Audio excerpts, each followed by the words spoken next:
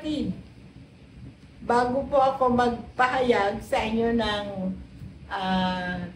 testimony ko kung paano ko nakilala ang Panginoon, hayaan nyo munang bumati ako sa inyo na isang maligayang Pasko dahil Kapaskuhan naman ngayon eh. Bumabati ako ng isang maligayang Pasko at manigong bagong taon sa ating lahat. Alam nyo, nagpapasalamat ako sa Panginoon na tayong mga mananampalataya ay may pagkakataon na magsama-sama kung araw ng Kapaskuhan at magdiwang sa kapanganakan ng ating Panginoong Kristo Jesus. So, yun po ang aking pagbati sa inyo. Ngayon naman po ay sisimulan ko kung paano ko po nakilala ang Panginoong Jesus sa buhay ko.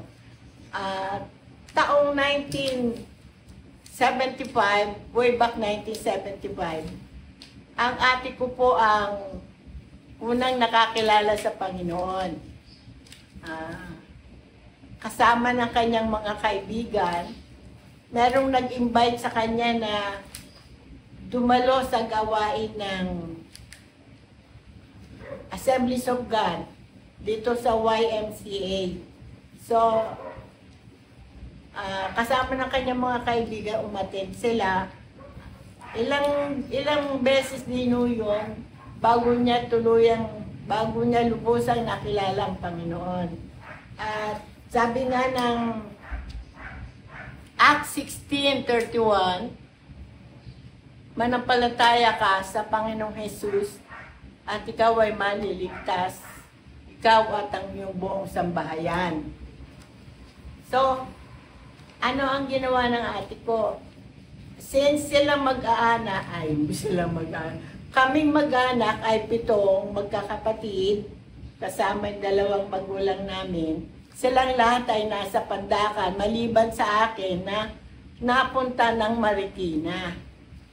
So, ang ginawa ng ate ko, inuna niya lahat yung mga kapatid ko doon, pati magulang ko, dinala niya sa paanan ng Panginoon. Ang ate ko ang pinakapanganay sa amin lahat na unang nakakilala sa Panginoon. Tapos ako na napunta ng Marikina, hindi niya alam na paano ako madadala sa paanan ng Panginoon. So, nagkataong kasama niya si Pastor Papa sa gawain ng Assemblies of God doon sa kanilang church. Yun ang simula na pinakausapan niya si Pastor Papa na puntahan kami dito sa Marikina. Dahil si Pastor Papa nga po ay naging kabiyak niya ang isa sa mga miyembro ng kanilang iglesia. At sa tulong ni Pastor Papa, dinala nga niya, dinalaw kami ni Pastor Papa, pinuntahan kami sa bahay, at yun na po ang simula na naibahagi po sa amin ni Pastor Papa ang kaligtasan. At doon na po nagsimula yung pananalig at pananampalataya ko sa Panginoon. So, mula po noon, hindi po ako, kahit ano po ang mangyari, sabi ko sa Panginoon, maglilingkod ako sa iyo. So, pinaglingkuran ko po talaga ang Panginoon kasama aking pamilya. At sa kagustuhan ko nga po na makapaglingkod ng tapat sa Panginoon, nag-enroll po ako sa Bible School dito po sa Foursquare Bible College. Yan, diyan po ako nag-aral ng 2 years course, 1999 to 2000. Yun yung taon na pinag-aral ko po sa Bible School. Hanggang sa gumraduate po ako. At sarap mag-aral. Kung nagkaroon lang po ako talaga ng pagkakataon, hindi ko po sasayangin ang pagkakataon na yun. Kaya lang po, naging lola. Alam niyo naman po, pagka naging lola ka na, lahat na ng panahon mo, mahahati sa church at sa pamilya.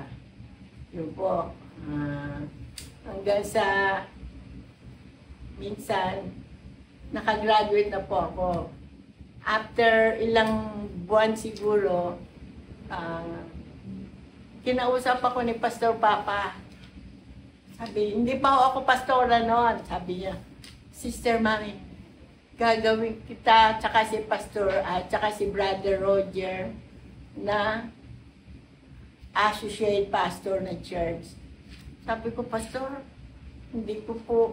parang hindi ko kaya sa sarili ko. Sabi ko, ayun oo, Sister Evelyn, graduate ng theology, pwede siya maging pastora.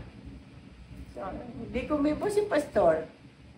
After ilang minuto, sabi niya, tinignan ako. Hindi naman ako tumawag sa'yo sabi niya. Ang Diyos ang tumawag sa'yo. So, parang naliwanagan ako dun, bakit ko tatanggihan ang pagtawag ng Panginoon. Napakalaking pribilehiyo, napakalaking pagpapala ang gamitin ka ng Panginoon. So, yun po. O ano, sabi ni Pastor, tatanggapin mo? Siyempre po. Siyempre po, tatanggapin ko. So, yun.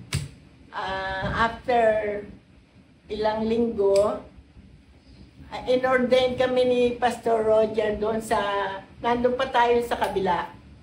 Andun si Pastor Felix, Sister Letty, lahat ng leaders nandoon. Doon kami inordain ni Pastor Papa para maging associate pastor ng iglesia ng Jewels.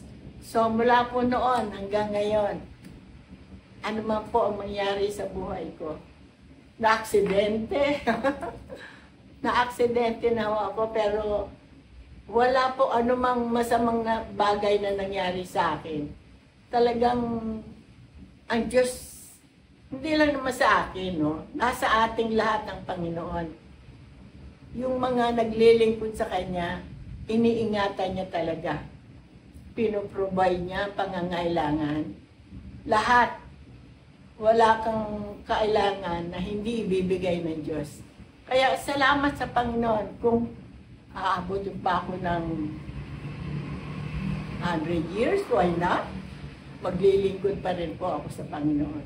Kahit po ngayon, alam niyo masama ang pakiramdam ko sa katawan ko. Kasi po may bara ang puso ko. Sabi ng doktor, kailangan ka talagang operahin. Pero Dok, hindi ko kakayanin. Ang una-una gastos, pangalawa yung katawan ko kakayanin pa ba. Sabi ko, bigyan mo na lang ako ng gamot.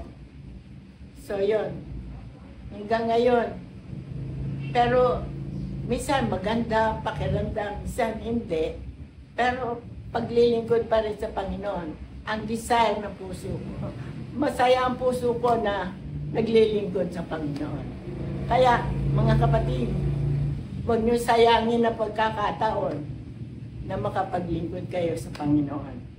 Ito lang po yung maibabayad na, hindi bayad Ito lang po yung tanging maigaganti natin sa Panginoon, sa Kanyang kadakilaan, sa Kanyang kabutihan.